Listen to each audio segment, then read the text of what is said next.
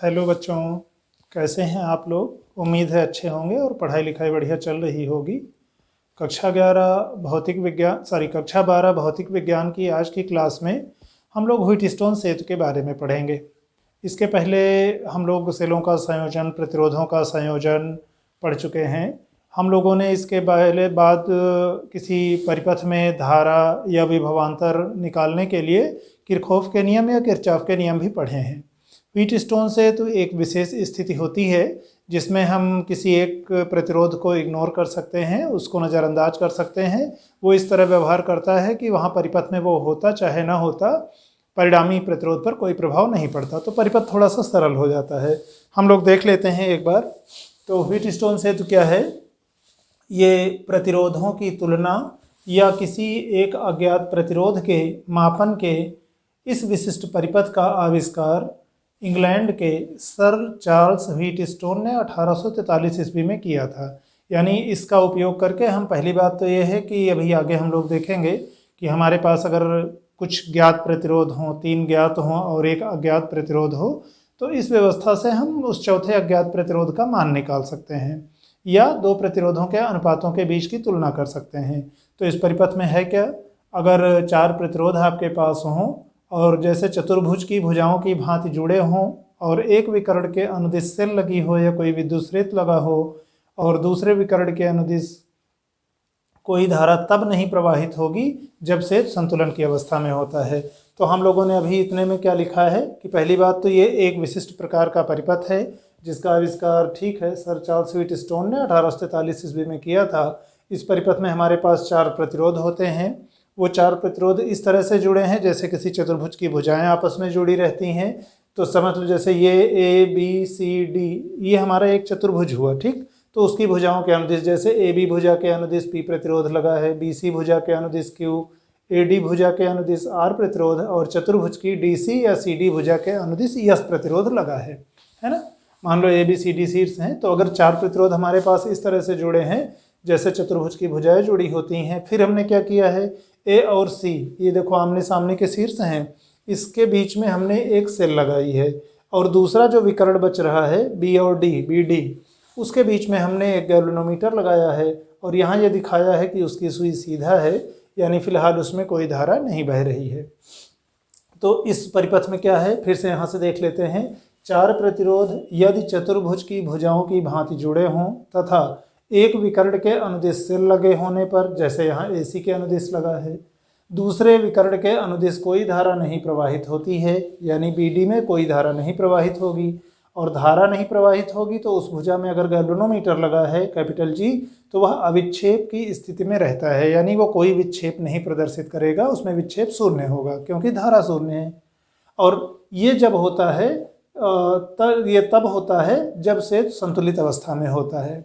और सेतु की संतुलन की अवस्था क्या होती है, तो संतुलन की अवस्था में 2 संलग्न भुजाओं के अनुदिश प्रतिरोधों का अनुपात, संलग्न भुजा में जैसे मान लो आपने कहा AB और BC, ये संलग्न भुजा हैं, तो इनके अनुदिश प्रतिरोधों का अनुपात P अनुपात Q, यानी P/Q शेष 2 संगत भुजाओं के अनुदिश प्रतिरोधों के अनुपात के बराबर होता है, ये संतुलन की अवस्था में।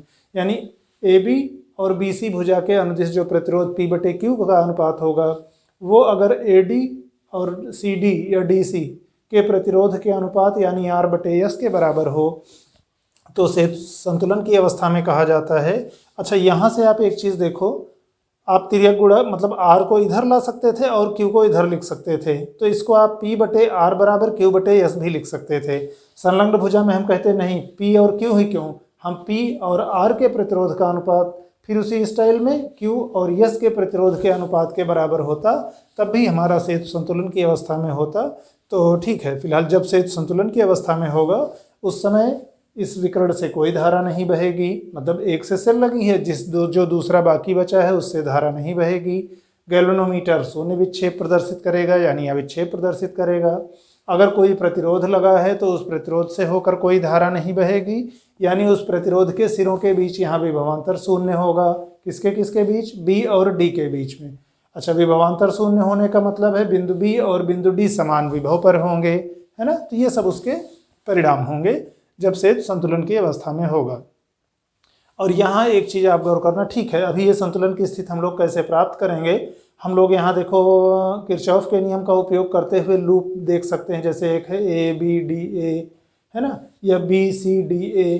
तो इस तरह से हम लूपों में देख लेंगे कि सरल करके लूपों से हम कैसे यहाँ इस संतुलन की स्थिति तक में पहुँचते हैं, तब जब इस वाले से कोई धारा नहीं बह रही है, तब बी डी विकर्ण से। ठीक, तो अच्छा इसका एक उपयोग ये भी है परिपथ हल करने में कि अगर से संतुलन की अवस्था में हो, यानी P बटे क्यू बराबर R बटे S हो, तो इस विकर्ण में अगर कोई प्रतिरोध लगा हुआ है तो वह प्रतिरोध निष्प्रभावी रहेगा, उसका कोई प्रभाव नहीं पड़ेगा परिपथ पर, वो अपना कोई असर नहीं डालेगा। दूसरी एक बात ये कि P और Q का अनुपात, आमतौर पे P और Q को हम लोग अनुपाती भुजाएं कहते हैं, रेशियो आर्म्स। और R में आमतौर पर हमारा ज्ञात परिमाण का प्रतिरोध कोई होता है, यस में कोई अज्ञात प्रतिरोध होता है आमतौर पर, जिसे हम निकालते हैं। तो P और Q को अनुपाती भुजा, R को ज्ञात भुजा और यस को अज्ञात भुजा भी कहते हैं। ठीक, अब एक बार हम लोग देखते हैं कि संतुलन की स्थिति तक हम लोग पहुंचेंगे कैसे, जो कि व्हीटस्टोन सेतु का सिद्धांत है। हम लोग व्हीटस्टोन सेतु का सिद्धांत देख लेते हैं, जिसे हमने संतुलन की अवस्था कहा था। अभी व्हीटस्टोन सेतु की संतुलन की अवस्था में, अच्छा चित्रानुसार हमने इसलिए लिखा है कि चित्रानुसार का मतलब हम विकर्ण BD के अनुदिश गैल्वेनोमीटर कह रहे हैं और विकर्ण AC के अनुदिश कह रहे हैं कि हमने सेल लगाई है। तो जैसा चित्र में बना है उसके हिसाब से व्हीटस्टोन सेतु की संतुलन की अवस्था में क्या होगा, BD वाली भुजा में कोई धारा नहीं बहेगी, और जब कोई धारा इसमें से नहीं बहेगी तो जो I धारा यहाँ से गई थी, I1 यहाँ चली गई, I2 यहाँ चली गई। फिर यही I1 धारा, जब इस रास्ते पे कोई धारा आई नहीं है तो यही I1 धारा इधर आगे चली जाएगी, यानी A से B तक जो I1 धारा गई है वही I1 धारा B से C की ओर भी चली आएगी। क्यों, अभी यहाँ B पर पहुँचने के बाद कोई भी धारा D की ओर नहीं आ रही है। उसी प्रकार A से लेकर D की तरफ जाने पर जो I2 धारा यहाँ से जा रही है, यही D पर पहुँचने के बाद धारा इतनी ही धारा C पर चली जाएगी। क्यों, अभी हमारा BD के अनुदिश इस वाली लाइन में कोई धारा नहीं बह रही है। अगर बह रही होती कोई धारा तो फिर इसका मान कुछ बदल जाता, I2 ना रहता और इसका मान I1 ना रहता। तो अभी संतुलन की अवस्था में जैसा चित्र बना है उसके हिसाब से I1 धारा, I1 धारा, I2 धारा, I2 धारा।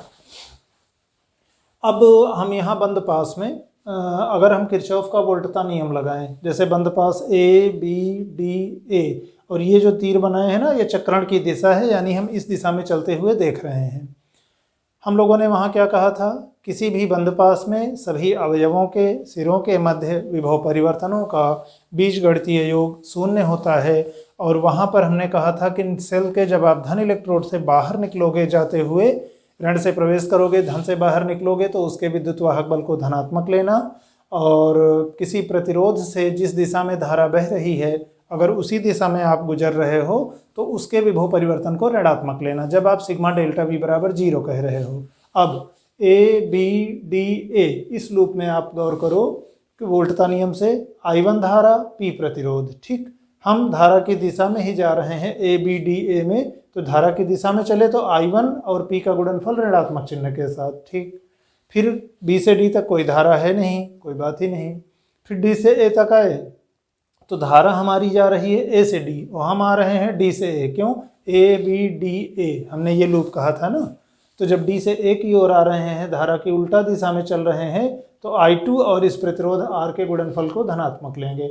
और कोई सेल लगी नहीं है तो बस यही दो अवयव थे, इन दोनों का जोड़ शून्य होगा। इसका मतलब I1P अगर आप उधर भेजें तो I1P बराबर I2R, या I1 बटे I2 कहो तो R बटे P हो जाएगा, ठीक। अब इसी प्रकार दूसरा एक बंद पास देखते हैं, B C D B। इस वाले बंद पास में KVL का मतलब किरचॉफ्स वोल्टेज लॉ, किरचॉफ के वोल्टता नियम से, यही जो अभी हम लोग लगाए थे। यहाँ क्या करेंगे, Q प्रतिरोध से उसी दिशा में जा रहे हैं जिस दिशा में धारा बही, तो ऋणात्मक I1 इंटू Q ऋणात्मक चिन्ह के साथ। C से D की ओर हम आ रहे हैं, C से D धारा के उल्टा, तो I2 इंटू S मतलब धारा गुणे प्रतिरोध धनात्मक चिन्ह के साथ। और फिर उसके बाद D से B में कुछ है नहीं, कोई धारा नहीं, ना ही कोई सेल है, तो इन दोनों का योग शून्य होगा। यहाँ से हम लोग देखेंगे तो I1 बटे I2 हमारा S बटे Q आया। अब समीकरण 1 में I1 बटे I2 इतना है, समीकरण 2 से I1 बटे I2 इतना है। तो आप देखो इन दोनों की तुलना करोगे तो ये दोनों हो जाएंगे बराबर, R/P बराबर S/Q, या हम लोग जिस प्रचलित रूप में हरदम लिखते हैं P को इधर लेके चले जाओ तो P/Q, S को यहाँ नीचे लेके चले आओ R/S, तो P/Q बराबर R/S। और यह व्हीटस्टोन सेतु के संतुलन की शर्त है या संतुलन की अवस्था है, यह इस दशा में सेतु संतुलन की अवस्था में रहेगा। अब हम लोग इसके बाद इस पर कुछ आंकिक प्रश्न हल करते हैं, तो कैसे हम इसका उपयोग करेंगे वो चीज़ थोड़ा अच्छे से समझ में आ जाएगी। एक प्रश्न देखते हैं। एक परिपथ दिया हुआ है और पूछा गया है कि संलग्न परिपथ में यदि प्रत्येक प्रतिरोध 2 ओम का हो तो ए और बी के मध्य तुल्य प्रतिरोध क्या होगा। देखो यहाँ ए सी बी और ये बीच में डी है। समझो त्रिभुज की भुजाएं हैं ए बी, बी सी और ए सी, इन तीनों के अनुदिश 1-1 ओम, सॉरी 2-2 ओम का प्रतिरोध लगा है, और बीच में एक जगह मान लो केंद्र है, या केंद्र ना भी होता कुछ भी होता, यहाँ से हर शीर्ष को मिलाने वाला 1-1 ओम का, सॉरी 2-2 ओम का प्रतिरोध लगा है। अब इसका अगर हम तुल्य परिपथ बनाना चाहें, जैसे आप देखो ए से लेके सी तक और सी से लेके बी तक, मान लो आप इधर कहीं से धारा लेके आ रहे होते, ठीक, धारा एक बार इस वाले रास्ते पे चली जाती तो ए से सी और सी से बी इस वाले रास्ते पर तो श्रेणी क्रम में है ना, तो इस तुल्य परिपथ को हम इस तरह से जोड़ सकते थे। क्यों? ए से सी और सी से बी इस तरह जुड़े हैं, ए से सी और सी से बी, उसी तरह ए से डी और डी से बी, है ना, ए से डी और डी से बी, यहाँ से आया तो इधर ऐसे आगे चला गया। फिर सी और डी के बीच में सीधे जोड़ लेना, सी और डी के बीच में हमने सीधे जोड़ लिया, और ए और बी के बीच में सीधे जुड़ा है, ए और बी के बीच में ये सीधे 2 ओम का ये प्रतिरोध भी जुड़ा हुआ है, ये भी 2 ओम का है। तो कुल मिलाकर के आप ध्यान से देखना, तो इस परिपथ को हम इस तरह के परिपथ के रूप में तोड़ करके फिर से रीअरेंज करके बना सकते हैं। यहाँ जिस तरह से जो प्रतिरोध जिसके साथ जुड़ा था उसी तरह यहाँ पर भी जुड़ा है ना, किसी भी जगह आप चले जाओ, जैसे सी पर गए तो सी से ए की तरफ एक आया है, एक डी की तरफ गया है, एक बी की तरफ गया है, सी से एक ए की तरफ, एक डी की तरफ, एक बी की तरफ, है ना, किसी भी जगह से देख लो। डी से आप देखो तो एक ए, एक बी, एक सी, डी से एक ए, एक बी, एक सी, है ना, तो कोई भी आप देख लो तो ये उसी तरह का परिपथ है, इसी को है, बस खाली हमने फिर से नए रूप में बना लिया है, जुड़े प्रतिरोध उसी तरह हैं। तो यहाँ हमको व्हीटस्टोन सेतु वाली व्यवस्था समझने में आसानी होगी। अच्छा, व्हीटस्टोन सेतु में हमने यहाँ P कहा था, यहाँ Q कहा था, यहाँ R कहा था, यहाँ S कहा था, और इस वाले विकर्ण को हमने कहा था कि अगर ये मान लो सेल से जुड़ा हो A और B के बीच का, यहाँ फिलहाल हमने ABC उस तरह कहा था, अब यहाँ तो चित्र में था तो ऐसे बनाना पड़ा। तो अगर एक विकर्ण में सेल लगी होती तो संतुलन की अवस्था में इस वाली विकर्ण से कोई धारा नहीं बहती। तो पहली बात तो यह कि प्रश्न में जो परिपथ दिया था उस परिपथ का जो तुल्य परिपथ होगा वो ये जो सामने चित्र बना है इसके अनुसार होगा।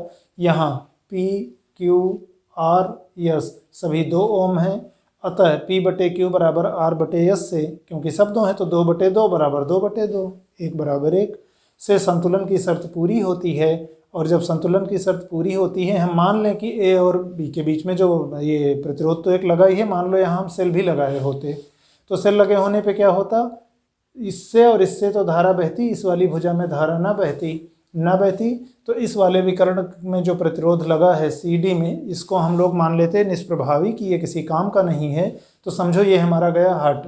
तो अब हमारा परिपथ कैसे बनता, अब हम इसको छोड़ सकते थे, तो ये हमारे बचे 2-2 और एक ये जो इसमें लगा हुआ है ना। तो ठीक है, बस प्रतिरोध किस तरह जुड़ा है उससे मतलब है, ये मत सोचना कि ये सरल रेखा नहीं बनाए, टेढ़ा तार फिर ऊपर उठा है, कोई नहीं। ए और बी किस तरह से डायरेक्ट जुड़े हैं और उनके बीच में प्रतिरोध किस तरह है, कितना है वो। तो अभी तो हमने एक इसको हटा दिया। अब आप देखो यहाँ ए से सी और सी से बी की ओर जब आप आ रहे हो तो कहीं धारा का विभाजन तो होना नहीं है। श्रेणी क्रम और समांतर क्रम में समझने के लिए अच्छा ये होगा कि आप मान के चलो कि आप आवेश को लेकर के चल रहे हो या धारा लेकर के जा रहे हो, और ये ध्यान दो कि क्या धारा बंट रही है। अगर धारा बंट रही है कहीं पर तो समांतर क्रम में होंगे, नहीं बंट रही है, एक ही धारा दोनों से निकल गई तो श्रेणी क्रम में होंगे। मान लो आप यहाँ पहुँचे, यहाँ से जब सी वाला रास्ता पकड़े और सी से फिर बी की तरफ आए, तो ये 2 ओम और ये 2 ओम, इनके बीच में धारा कहीं बंटने की गुंजाइश नहीं है, क्योंकि जहाँ गुंजाइश थी उसको हमने कहा वहाँ जा ही नहीं रही है तो हटा दिए उसको। तो ये दोनों हो गए श्रेणी क्रम में। श्रेणी क्रम में प्रतिरोधों को देंगे सीधे जोड़, तो AC और CB का जो तुल्य प्रतिरोध होगा वो 2 ओम धन 2 ओम यानी 4 ओम हो जाएगा। तो श्रेणी क्रम में होने से भुजा AC और CB का जो तुल्य प्रतिरोध होगा वो 4 ओम होगा। इसी प्रकार AD और DB, B यहाँ है, समझो B यहाँ है, क्योंकि वहाँ उसके बीच में तो और कुछ लगा नहीं है, वो भी श्रेणी क्रम में होंगे तो ये भी उसी तरह जुड़ के 4 हो जाएंगे। हम लोग क्या करेंगे, जब कुछ प्रतिरोधों को कम करते चलेंगे तो अच्छा ये रहेगा कि परिपथ में उनको हम हटाते चलें। जैसे इन 2 और इन 2 को हटा के इनमें से किसी भी एक की जगह पर हम 4 ओम का प्रतिरोध रख सकते थे। मान लो हमने इस भुजा से कह के कि हटा दिया और मान लिया कि ये टोटल 4 ओम यहाँ भी रखा होता तो वही असर रहता जो ऊपर के परिपथ का था। इसका और इसका परिणामी 4 ओम एक जगह दिखा लिया हमने, समझ लो इसमें कुछ नहीं है। चाहते तो इसको इस चित्र का इसी तरह होना जरूरी नहीं है, चाहते तो यहाँ ऐसे लाइन खींचते, एक 4 ओम फिर जोड़ के फिर आगे निकाल देते कि समांतर क्रम में है। अब यहाँ आप देखो AC और AD इन 2 रास्तों पे जो प्रतिरोध आए हैं ना, ये 4 ओम और 4 ओम वाले ये समांतर क्रम में है। क्यों, यहाँ से कुछ धारा इधर चली गई, कुछ इधर चली गई, तो इस शीर्ष पे धारा बटी है इस जंक्शन स्थान पर, तो समांतर क्रम में है। तो एक R1 और R2 प्रतिरोध अगर समांतर क्रम में जुड़े हों तो उनका तुल्य प्रतिरोध R1 गुणा R2 बटे R1 प्लस R2। वैसे तो 1/R बराबर 1/R1 प्लस 1/R2 से हम लोग निकालते हैं, उसी में हम लोग फिर से सेट कर लेते हैं, सरल कर लेते हैं, तो आता है R बराबर R1 गुणा R2 बटे R1 प्लस R2, ऊपर गुणा नीचे जोड़। और दूसरा एक और शॉर्टकट है कि जितने प्रतिरोध आप समांतर क्रम में जोड़ोगे, एक प्रतिरोध का मान जितना होगा समांतर क्रम में जोड़ने पे कुल प्रतिरोध बटा उतना हो जाएगा। जैसे 4 ओम और 4 ओम के 2 प्रतिरोध आप जोड़ रहे हो समांतर क्रम में तो 4/2 हो जाएगा। 3 जोड़ रहे होते तो 4/3 हो जाता है ना। तो ठीक है, हमने अभी एक तरीके से देख लिया कि अब 4 ओम और 4 ओम समांतर क्रम में जुड़े हैं ये दोनों ना, तो इनका जो तुल्य प्रतिरोध होगा R1 R2 मतलब R1 गुणा R2 4 गुणे 4 बटे R1 प्लस R2 4 प्लस 4 16/8 ओम यानी 2 ओम। तो इन दोनों को हटा के अब हम इस लाइन में 2 ओम का प्रतिरोध लगा सकते हैं। कैसे भी, चाहे हम इसी आकृति का बना रहने देते, समझ लो इन दोनों को मिटा देते, खाली इसको रहने देते, चाहे इस तरह बना लें।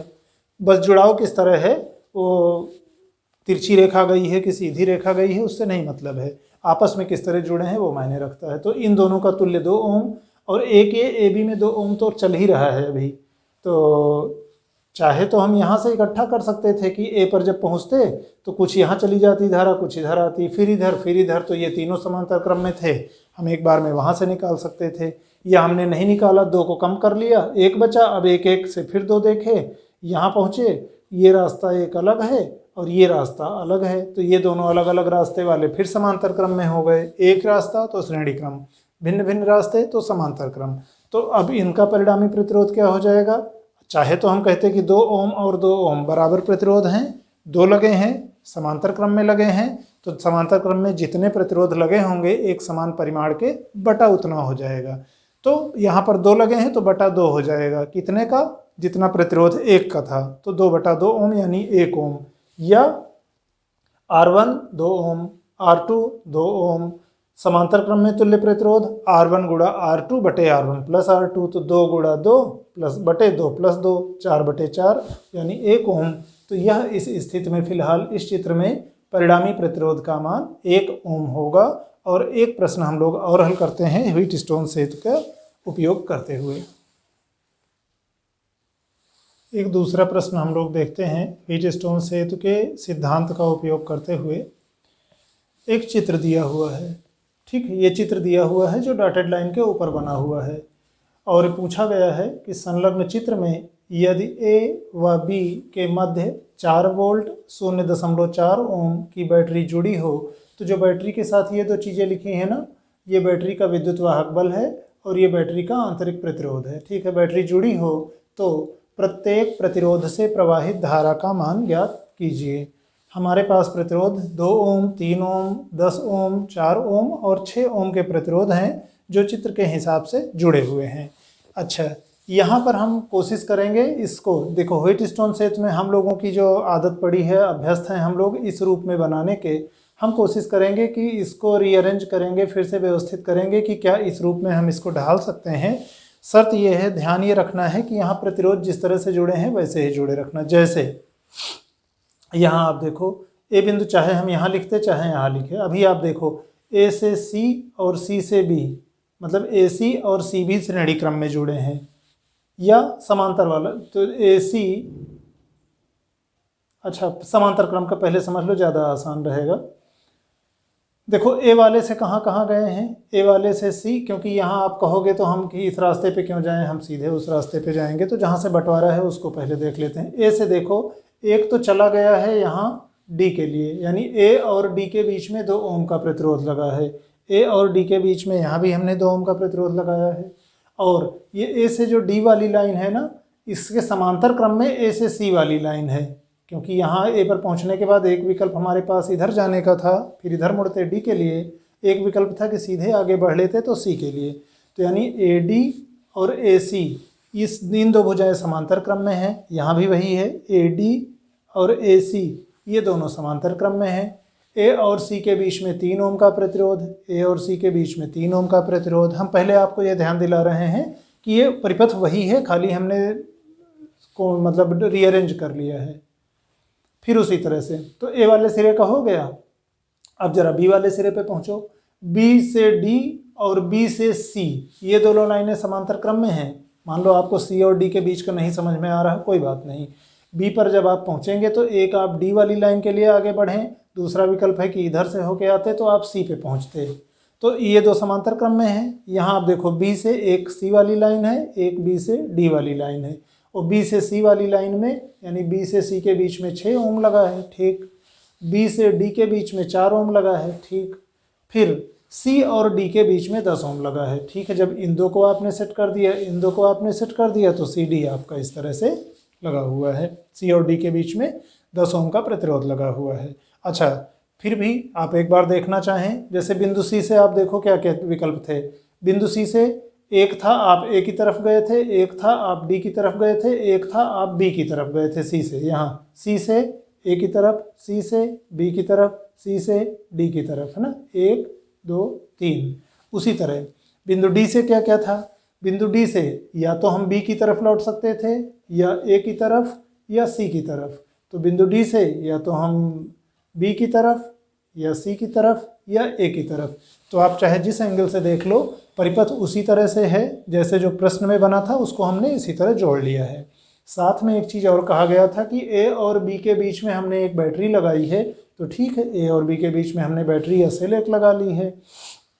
4 वोल्ट लिखा है और 0.4 ओम लिखा है। जो डॉटेड लाइन में ऐसे बंद किए हैं ना, इसका मतलब समझ लो ये बैटरी की एक यूनिट है। तो ये इसका विद्युत वाहक बल है, ये इसका आंतरिक प्रतिरोध है। अब यहाँ हम जो चित्र हम लोग बनाते थे, वहाँ PQRS मान लो इस रूप में हम कहते थे। तो उस पहली बात तो ये कि जो प्रश्नगत परिपथ है, प्रश्न में दिया हुआ है, उसको हम इस प्रकार से पुनः व्यवस्थित कर सकते हैं। हम लोगों ने अभी मिला के देख लिया कि यहाँ कौन प्रतिरोध जैसे वहाँ जुड़ा था उसी तरह से यहाँ जुड़ा हुआ है। और यहाँ पर आप ध्यान दो तो P का मान 3 ओम, Q का मान 6 ओम, R का मान 2 ओम, S का मान 4 ओम, ठीक। अब P बटे Q निकालोगे तो कितना है, 3 ओम बटे 6 ओम यानी 3 बटे 6 यानी 1 बटे 2। R बटे S 2 ओम बटे 4 ओम यानी 2 बटे 4 यानी 1 बटे 2। चूँकि P बटे Q बराबर R बटे S है, तो इसका मतलब यह व्हीटस्टोन सेतु की संतुलन की अवस्था में है। इस स्थिति में अगर एक विकर्ण AB के बीच में हमने सेल लगा रखी है, तो दूसरे विकर्ण CD से होकर के कोई धारा नहीं बहेगी, और इस भुजा में कोई अगर प्रतिरोध जो 10 ओम का लगा हुआ है ना, वो किसी मतलब का नहीं होगा, निष्प्रभावी होगा, उसका अपना कोई असर नहीं होगा। तो पहली बात तो ये कि P बटे Q बराबर R बटे S से हम ये कह सकते हैं कि यह व्हीटस्टोन सेतु की संतुलन की अवस्था है। और इस समय जो ये CD विकर्ण है ना, बल्कि भुजा में आपको अगर कन्फ्यूजन हो रहा हो तो इसको आप CD विकर्ण कह लो। PQRS अगर भेजाएं आपने कहीं है, तो CD विकर्ण के अनुदिश जो लगा प्रतिरोध 10 ओम का है, वो आपका हो जाएगा निष्प्रभावी, वो किसी काम का नहीं रहेगा, वो परिपथ में अपना कोई असर नहीं डाल पाएगा, वो रहता चाहे ना रहता कोई मतलब नहीं। अब हमको निकालना है धारा। हम कोशिश करेंगे कि पहले अगर इन सब का हम तुल्य प्रतिरोध निकाल सकें, तो हम पहले तो बैटरी से या सेल से ले जाने वाली कुल धारा निकाल लेंगे, फिर बाद में देखेंगे कि किस तरह से बटी होगी। तो पहले हमारी कोशिश होगी तुल्य प्रतिरोध निकालने की। अब AC और CB, इस लाइन में आप देखो ये दोनों श्रेणी क्रम में हैं, AC सी बी, क्योंकि इस वाली विकर्ण में कोई धारा आई नहीं है, तो जितनी धारा यहाँ तक पहुँची है वही उतनी आगे चली गई। श्रेणी क्रम में है तो प्रतिरोध सीधे सीधे जुड़ गए, तो जो भुजा ए सी बी में तुल्य प्रतिरोध है वो 3 ओम धन 6 ओम यानी 9 ओम हो गया। ठीक, उसी तरह से ए डी और डी बी से समान धारा बहेगी। क्यों? यहाँ से जितना बट गई थी ना, फिर जब इधर आप मना कर रहे हो कि इस वाली लाइन में नहीं गई है, तो जितना आई थी उतना आगे चली गई है, तो ये दोनों श्रेणी क्रम में हैं। तो ए डी बी वाली लाइन में हमारा जो तुल्य प्रतिरोध है वो 2 ओम प्लस 4 ओम यानी 6 ओम हो जाएगा। इस परिपथ को हम थोड़ा सा रीअरेंज करके ऐसे बना सकते हैं, 3 ओम और 6 ओम श्रेणी क्रम में, 2 ओम 4 ओम श्रेणी क्रम में, ऊपर वाला नीचे वाले के साथ समांतर क्रम में। क्यों? ए पर पहुंचे थे तो ये लाइन अलग हो गई थी और ये लाइन अलग हो गई थी, दोनों अलग अलग लाइन पे हैं, तो दोनों समांतर क्रम में हैं। ठीक है, बाकी 3 ओम और 6 ओम के साथ हमने लिख लिया कि इन दोनों का बराबर 9 ओम हो जाएगा, इन दोनों का बराबर 6 ओम हो जाएगा। और अब आप देखो बाह्य परिपथ में इस बैटरी के अलावा बाहर के परिपथ में समझो 9 ओम और 6 ओम के दो प्रतिरोध समांतर क्रम में जुड़े हैं। तुल्य प्रतिरोध R1 गुणा R2 बटे R1 प्लस R2 से 9 गुणे 6 बटे 9 प्लस 6 54 बटे 15 सरल किए 3.6 ओम आया बाह्य परिपथ का प्रतिरोध। आमतौर पे R से व्यक्त करते हैं, लेकिन जब R से यहाँ एक प्रतिरोध बता चुके हैं तो उसको थोड़ा सा बदल लेते हैं प्रतीक, मान लो R डैश हमने कह लिया। अब इस सेल का विद्युत वाहक बल E 4 वोल्ट, सेल का आंतरिक प्रतिरोध 0.4 ओम, बाह्य परिपथ का कुल प्रतिरोध इतना। तो सेल से ली गई धारा हम निकाल सकते हैं I बराबर E बटे capital R plus small r था। कैपिटल R का मतलब बाह्य परिपथ का प्रतिरोध जो कि यहाँ R डैश है। ठीक है, हमने मान रखा, सरल कर लिया, सॉरी 1 ओम नहीं आएगा ये, 4 वोल्ट बटे 1 ओम करेंगे तो ये धारा आएगी 1 एम्पियर आएगी। अब मान लो अगर इस वाली भुजा में I1 धारा बही थी, अच्छा यहाँ से I धारा निकली थी, तो इसमें I माइनस I1 धारा होगी। खैर I का मान हम लोग निकाल चुके हैं, 1 एम्पियर है। हमारा मतलब A पर पहुँचे, कुछ धारा चली जाएगी इधर, शेष बची धारा चली आएगी इधर। मान लो अगर ऊपर वाली लाइन में I1 धारा गई है तो नीचे वाले में I माइनस I1 धारा जाएगी, अगर I धारा इस सेल से ली गई है तो वही हमने लिखा है कि अगर भुजा ACB में धारा यदि I1 हो तो ADB में I माइनस I1 होगी, और ये दोनों भुजाएं समांतर क्रम में हैं। तो दो तरह से हम कह सकते थे, पहला तो ये कि श्रेणी क्रम में धारा नियत रहती है, समांतर क्रम में धारा बढ़ती है, और किसमें? प्रतिरोधों के व्युत्क्रमानुपात में बढ़ती है। तो चाहे उस लिहाज से हम कहें, तब हम कहते प्रतिरोधों के व्युत्क्रमानुपात का मतलब 9 और 6 इनके प्रतिरोधों का अनुपात है, तो इनके भी 6 और 9 के अनुपात में बटेगी। तो 6 और 9 के अनुपात में बटने का मतलब 6 बटे 15, 9 प्लस 6 15 होता है, तो 6 बटे 15 इनके हिस्से में जाएगी और 9 बटे 15 इनके हिस्से में आएगी। चाहे वहाँ से निकाल लेते, चाहे जब ये और ये समांतर क्रम में जुड़े हैं तो उनके सिरों के बीच का विभवांतर समान होगा। विभवांतर प्रवाहित धारा और प्रतिरोध के गुणनफल के बराबर होता है, तो हम वहाँ से भी निकाल सकते हैं। हमने फिलहाल वैसे ही निकाला है, जैसे निकाला है ये तो ठीक, जो नहीं लिखा है उसको सुन लेते हैं। दूसरा तरीका कि समांतर क्रम में अगर प्रतिरोध लगे हैं तो उनमें धाराओं का विभाजन उनके प्रतिरोधों के व्युत्क्रमानुपात में होता है। जिस भुजा में ज़्यादा प्रतिरोध होगी उसमें कम धारा बहेगी, जिसमें कम प्रतिरोध होगी उसमें ज़्यादा धारा बहेगी।